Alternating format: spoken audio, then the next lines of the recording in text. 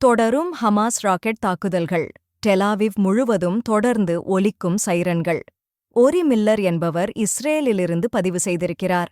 தலைநகரில் இரவும் பகலும் மக்கள் பயத்துடன் அலைந்து கொண்டிருக்கிறார்கள் என்பது அங்கு வசிப்பவர்களின் செய்தியாக உள்ளது.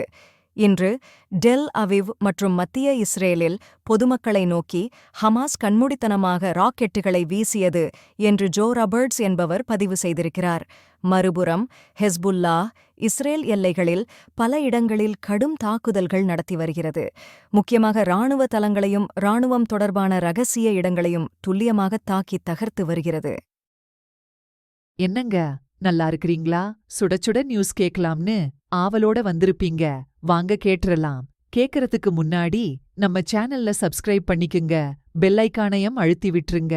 வாங்க செய்திக்குள்ள போலாம். ஹெஸ்புல்லாஹ் இஸ்ரேல் எல்லைகளில் பல இடங்களில் கடும் தாக்குதல்கள் நடத்தி வருகிறது. முக்கியமாக இராணுவ தளங்களையும் இராணுவம் தொடர்பான ரகசிய இடங்களையும் துல்லியமாக தாக்கி தகர்த்து வருகிறது.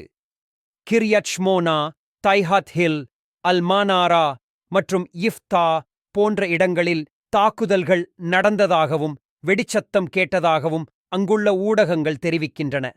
மாலே கொலானி பாரக்ஸில் ஃபலாக் 1 ஏவுகணைகளைக் கொண்டு துல்லிய தாக்குதல் நடத்தப்பட்டதாகவும் ஹெஸ்புல்லாஹ் அறிவித்துள்ளது. ஹெஸ்புல்லாஹ்வின் தொடர் தாக்குதல்கள் காரணமாக லெபனான் எல்லையில் இஸ்ரேல் படைகள் குவிப்பு.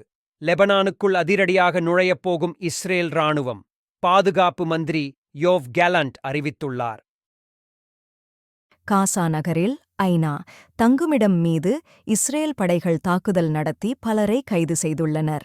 இந்த கைது கொடுமைகளுக்கு பயந்து பெண்களும் குழந்தைகளும் UNRWA தங்குமிடத்திலிருந்து தப்பி ஓட்டம். UNRWA தங்குமிடம் ஒன்றில் தஞ்சம் புகுந்திருந்த டஜன் கணக்கான ஆண்களை இஸ்ரேலிய படைகள் கைது செய்ததை அடுத்து பெண்களும் குழந்தைகளும் அங்கிருந்து தப்பி ஓடிவிட்டதாக வஃபா செய்தி நிறுவனம் தெரிவித்துள்ளது. இஸ்ரேலிய தாக்குதலில் தனது முழு குடும்பமும் கொல்லப்பட்ட பின்னர் பல மணி நேரங்களாக காரில் சிக்கிய 6 வயது சிறுமியை மீட்கும் முயற்சியில் காசா நகரத்தில் உள்ள தனது குழுவுடனான தொடர்பை இழந்ததாக பாலஸ்தீனிய ரெட் கிரெசன்ட் அமைப்பு தெரிவித்துள்ளது. முக்கிய செய்தித் துணுக்குகள். காசாவில் குழந்தைகளை கொன்று குவித்து பாதுகாப்பை ஏற்படுத்த முடியாது. உடனே போரை நிறுத்து என்று இஸ்ரேல் அரசை நிர்பந்தித்து டெலாவிவில் பெரும் பேரணி நடைபெற்றுக் கொண்டிருக்கிறது. சவுத் ஆப்பிரிக்கா உண்மையிலேயே பாலஸ்தீன மக்களுக்கு உறுதுணையாக இருக்க விரும்பினால் பாலஸ்தீனத்தில் உள்ள போராளிகளுக்கு முதுகெலும்பாக அவர்களுக்கு தேவையான ஆயுதங்களை அளியுங்கள் என்று EFF அழைப்பு விடுத்துள்ளது. இந்த EFF என்பது உலக எகனாமிக் ஃப்ரீ ஃபோரம் என்பதாகும். அநியாயக்காரர்கள் பணபலத்துடனும் ஆயுத பலத்துடனும் உலகத் தலைவர்களாக இருக்கிறார்கள். ஐக்கிய நாடுகள் சபையோ ஐக்கிய நாடுகள் செக்யூரிட்டி கவுன்சிலோ சர்வதேச நீதிமன்றங்களோ எந்த நியாயத்தையும் உலகில் யாருக்கும் பெற்றுத்தர முடியாது. இவையெல்லாம் அநியாயக்காரர்களுக்கு துணை போக மட்டுமே உருவாக்கப்பட்ட வெறும் கண் துடைப்புகள்தான். இவைகளினால் எந்த பயனும் இல்லை.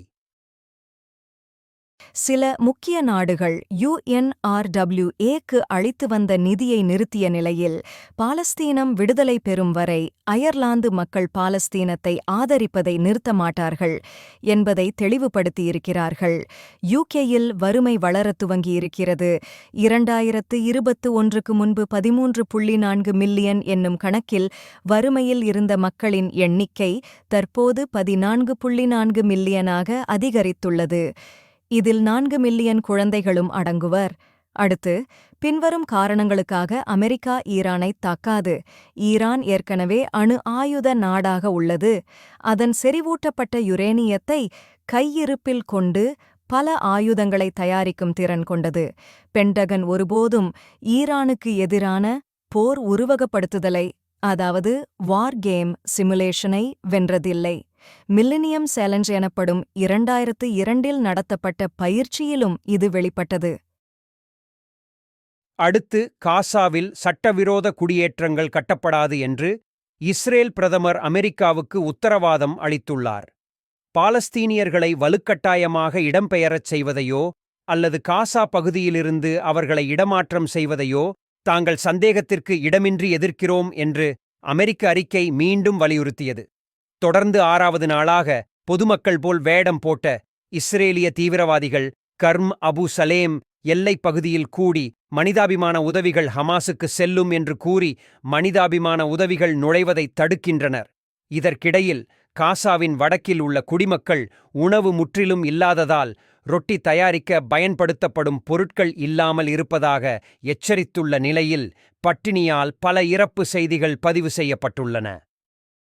மேலும் பல தொடர் செய்திகளுக்கு சப்ஸ்கிரைப் செய்து கொள்ளுங்கள். நன்றி.